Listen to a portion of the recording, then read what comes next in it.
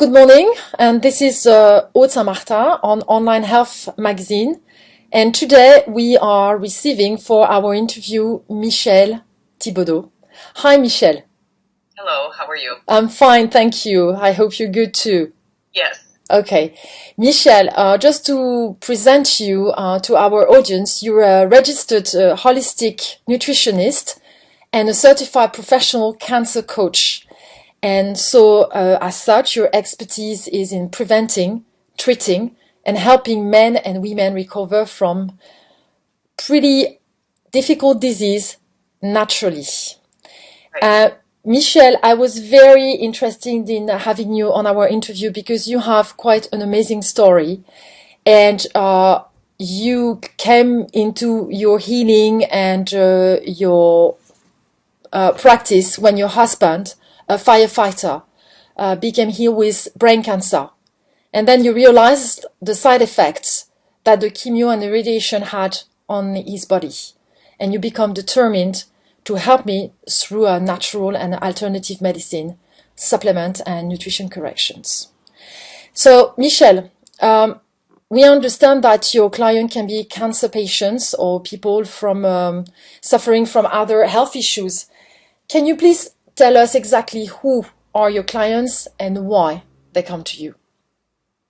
Well, as you mentioned, my clients are typically cancer patients, people who are either going through the process at the moment, or who are post cancer treatment and just want some help with recovering, gaining weight, just feeling better from the side effects that they have. I also deal with clients who just have other health issues that they're concerned about, and they want to try and address them in a more natural way. Some of them have been on medications for quite a long time, and they're just sort of tired of covering things up with Band-Aid, so to speak, and now they want to just see what nutrition and supplementation can do for them. Okay. So when a client comes to see you, what are the steps you will typically get your clients through when they come? Well, I always start with a complete, what I call a health assessment. Mm-hmm. So I have many forms that they go through. We have extensive discussions, to fill in any blanks. I ask them about their medical history, their family history, what they're currently doing at the time. And I want to discover what their overall wellness is as well, not just if they have a particular health issue, but other than that, what other things might be going on in their lives at the time. And then we also... Excuse me, Michelle, so you're talking also about emotionally? That's what you mean? Absolutely, okay. Yes. Okay. Yeah, psychosocial issues have a big impact on our wellness because a lot of these things cause us stress. Yeah. And stress is very depleting on the body, especially if it's extensive and long-term. Yeah. So, one of the other things that I do is have them do at least a 1-week food log, okay, so that I can see everything that they're eating and drinking in their daily lives. And I always make sure that I say to them, please do not try to modify it so that it looks better than it is. Yeah. Because it's important to know what they're really eating. Yeah, you want to have the real picture. Yeah, I always address also their lifestyle issues. Mm-hmm. So what do they do other than go to work? Okay. Or have, they have children, but some people never get out and do any activities. They don't do exercise, any of those things. Okay. So, simple way, what is the sort of diet you would recommend your cancer clients to have to start with? One of the main things for cancer patients, and really for anyone in general, who's suffering from an illness, is to try and avoid sugars as much as possible in their diet. Okay. Their sugars are so abundant now in everything we eat, especially if you eat a lot of processed foods. Mm-hmm.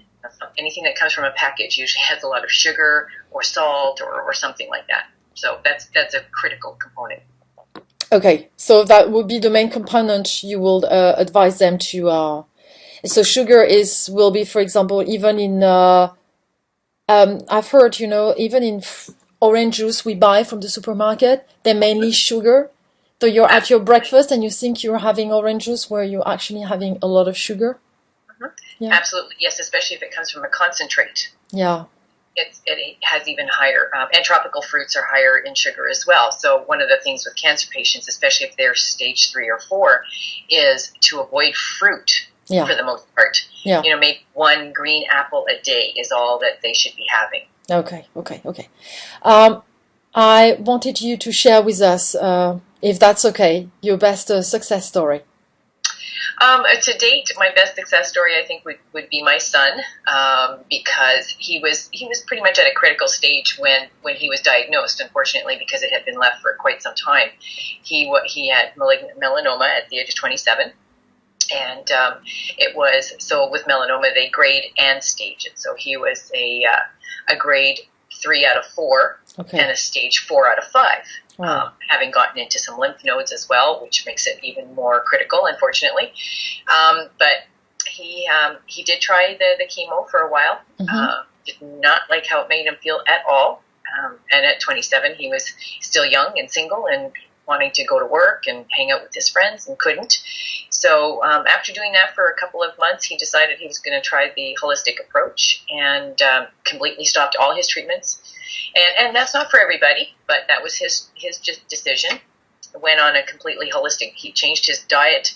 He started detoxing his body extensively, which is another critical component of healing, and juicing regularly and eating so much better than he was, and just taking care of himself.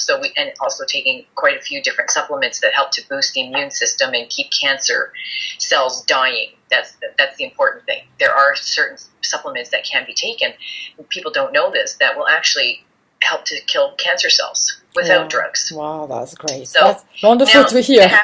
3.5 years later, he's so strong and healthy. He actually went to the oncologist this week, and the guy looked at him and said, he works as a personal trainer now, and the oncologist looked at him, hadn't seen him for probably 8 months, and said, are you on steroids? Or because he's so muscular, and the doctor just wasn't expecting that at all. And even the oncologist is surprised that, nothing has recurred so far. No, that's wonderful. I'm glad to hear that. If you had 2 recommendations to give our audience right now, what would they be, Michelle? Well, again, as I said, 2 recommendations for anybody, not just cancer patients. Avoid sugars in your diet as much as possible, and so minimize, at least, and drink more water, because probably 75% of the population is dehydrated and don't know it. Yeah. You could be drinking things during the day, like coffees, teas, pop, whatever the case may be, but it's not really hydrating your body the way it needs to. And dehydration causes a lot of health issues. Okay, so just simple water. Absolutely, yes, but from a pure source. Yeah. It's got a lot of chlorine in it, unfortunately. That's just adding toxins to the body. Yeah. And even in plastic bottles, it's not always... No, if they've been frozen in the cold or if they've been heated. So what sort of source would you recommend for water?